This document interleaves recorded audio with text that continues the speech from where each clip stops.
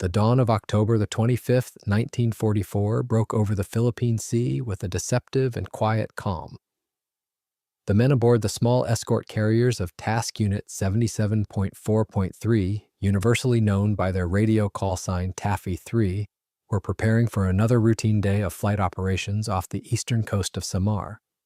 They were a slow and lightly armed force, assigned mainly to anti-submarine patrols, convoy-style protection, and close air support for troops landing on the beaches of Leyte. They were not built for fleet combat, but as the sun climbed higher, lookouts spotted an unnatural anomaly on the northern horizon. The distinct and jagged silhouettes of massive pagoda masts were piercing the skyline. Moments later, the sea around the American carriers erupted in towering geysers of water. These were not standard explosions. The water columns were dyed in brilliant shades of pink, yellow, green, and red. These were the targeting markers of Japanese armor-piercing shells, designed to allow individual battleship gunners to identify their own splashes in a massive and concentrated fleet engagement. Taffy 3 had not found a submarine. They had just been bracketed by the Imperial Japanese Navy Center Force, the most powerful surface force Japan could still send into battle. This fatal moment exposed one of the most catastrophic command breakdowns in naval history. Admiral William Halsey, commanding the immensely powerful Third Fleet, had taken his fast carriers and fast battleships north to chase a Japanese decoy force.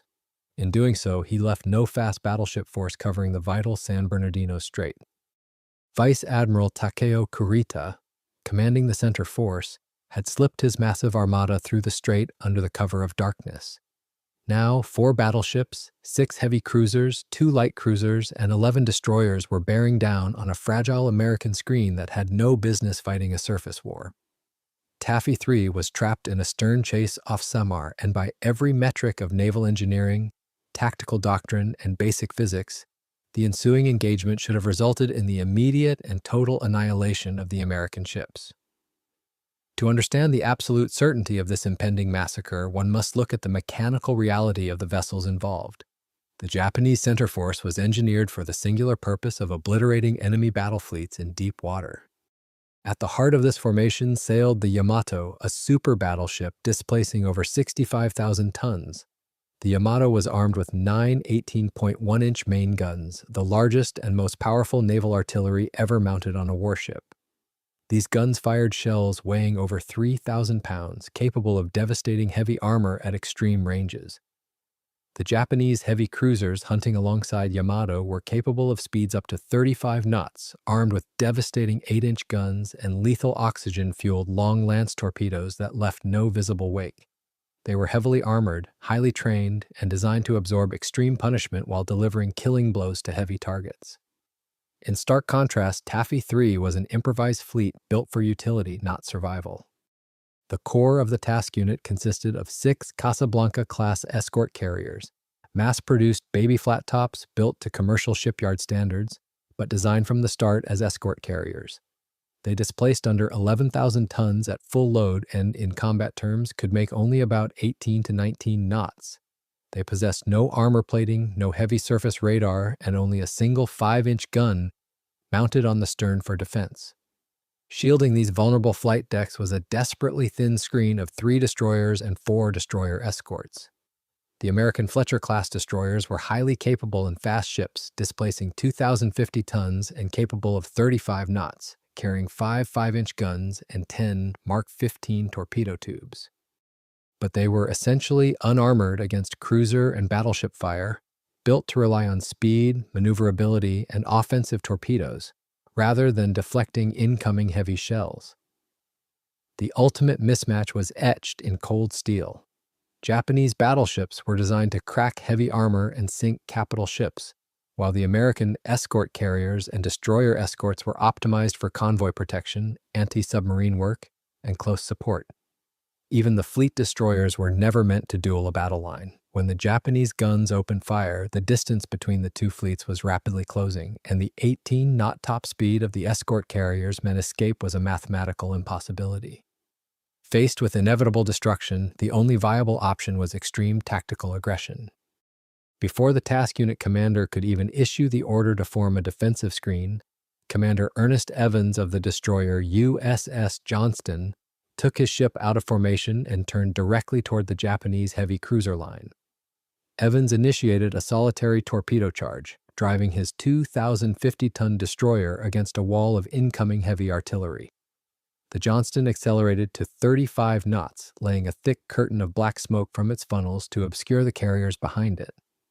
Weaving through the colorful geysers of falling shells, the destroyer closed the distance to the enemy in a desperate bid to draw their fire away from the vulnerable flight decks. Operating entirely without support, the Johnston closed to within 10,000 yards and unleashed a spread of Mark 15 torpedoes.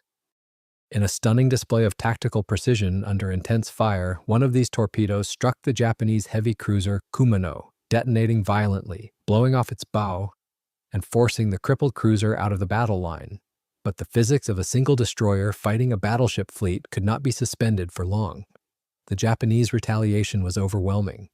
The Johnston was hammered by heavy caliber fire, long reported in American accounts as 3 14-inch hits and 3 6-inch hits, though later Japanese source analysis argues that Yamato may have delivered the largest blows.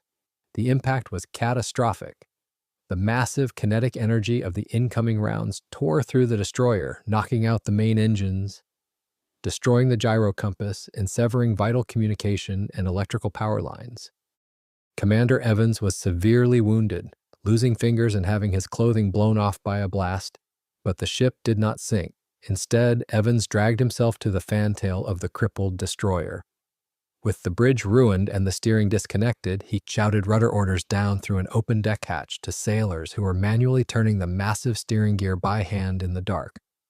Shifting entirely to local gun control, with individual gun crews aiming manually through the smoke in abort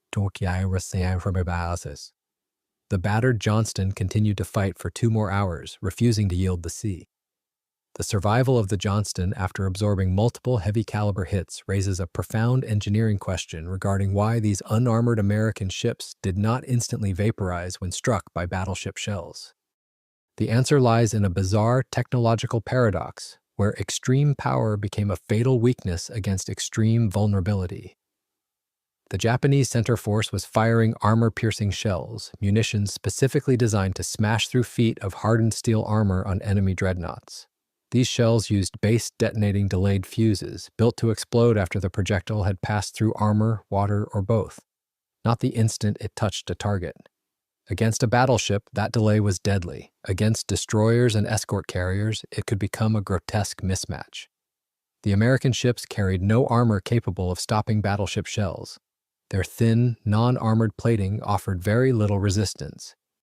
When some Japanese armor-piercing shells struck these thin-skinned American ships, they could punch through, pass across compartments, and keep going before the delayed fuse had time to function.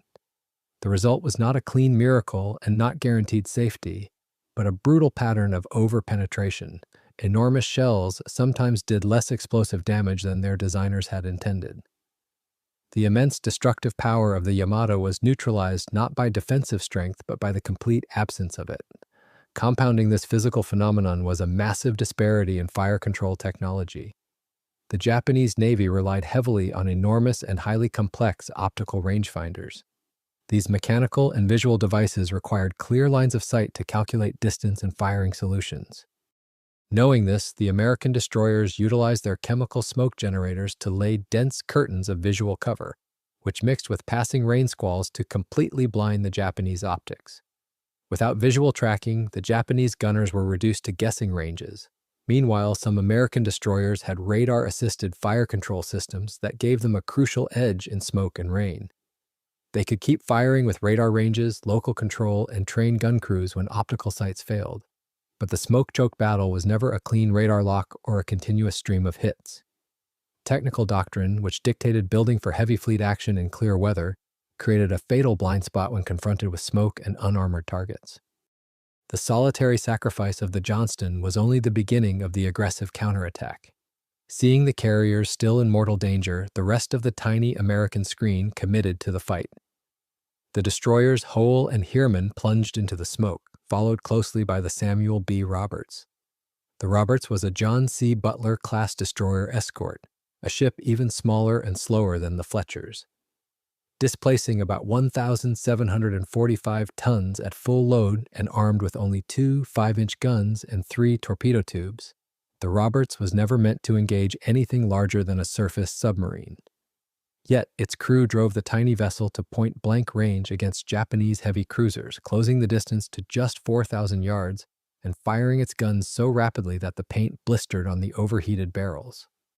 The Roberts fought fiercely until a massive Japanese 14-inch shell found its mark, tearing into the engine room, severing the high-pressure steam lines, destroying all power, and leaving the ship dead in the water to fight until it was ultimately abandoned. But these localized heroic stands achieved a massive operational effect. The sheer ferocity and chaotic aggression of the American destroyers caused Vice Admiral Kurita to make a fatal command error. Believing he had stumbled into a larger and more dangerous force than the one actually before him, Kurita ordered a general attack rather than settling his ships into a tight, coordinated battle line. The order did not make every captain wholly independent, but it loosened central control at the worst possible moment. Divisions surged ahead at different speeds, faster cruisers pulled away from battleship support, and a formation already shaken by smoke, rain, air attacks, and torpedo threats began to break into a confused chase. The massive firepower advantage of the center force was scattered across miles of smoke-filled ocean, badly weakening the concentration that Japanese doctrine required. While the surface screen bled to buy time, the burden of survival shifted to the sky. The escort carriers of Taffy 3 launched every available aircraft, throwing everything they had at the pursuing Japanese fleet. Because these carriers were outfitted for anti-submarine patrols and ground support, many of their planes launched armed only with depth charges, small anti-personnel bombs, or no ordnance at all.